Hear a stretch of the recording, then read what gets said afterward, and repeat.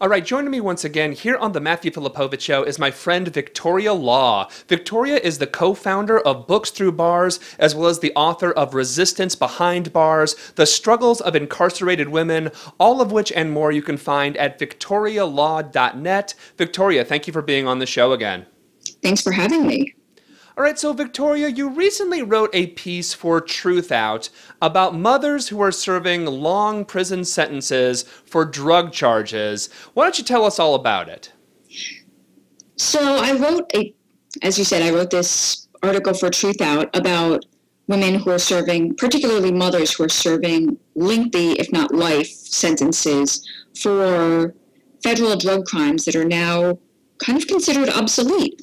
So I originally found out about Michelle West, a mother who is serving a double life sentence plus 50 years, plus 5 years of post-prison supervision, should she complete her sentence ever, for federal drug charges. And it just seemed to me ludicrous that anybody would be sentenced to a double life sentence plus 50 years for conspiracy charges and for charges in which people who testified against her were offered immunity.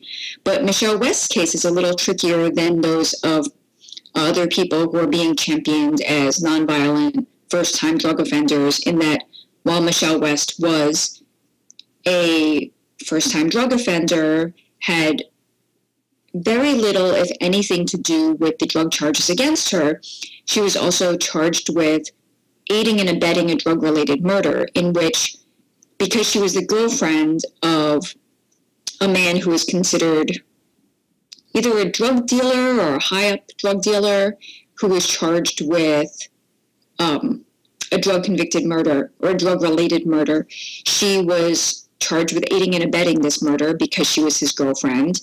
And the men who actually did the killing were able to testify against her and were offered full immunity for testifying against her and her then boyfriend. So it makes her case a little more complicated than we simply have nonviolent drug offenders in prison who shouldn't be there, but we should also be looking at why are we giving people double life sentences for perhaps participating, perhaps not, in actions in which people have been harmed, people have been killed, but we're also allowing people who have done this harm to be able to roll over on others, get off scot-free, and then punish other people. One thing your article talks about is President Obama's 2014 Clemency project. What exactly does because I think some people maybe see the headline and like, oh, great, Obama's doing clemency. Tell people, what exactly does his clemency actually do, and what does it not do?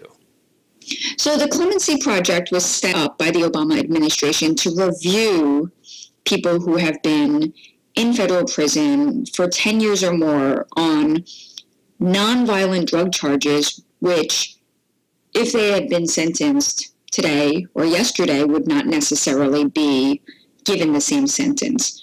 But this only applies to people who have served 10 years or more, which then leaves out people who, say, have been in prison for 8 years or 7 years. It leaves out people who have violent drug convictions or violent convictions along with drug charges, such as Michelle West.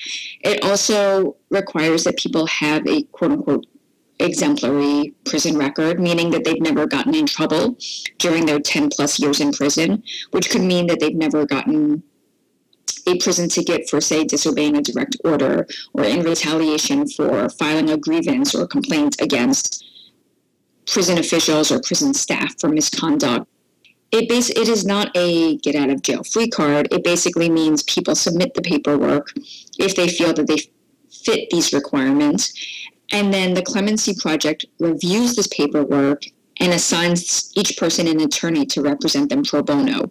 If they meet all the requirements, the attorney can then help them file the paperwork and petition for clemency.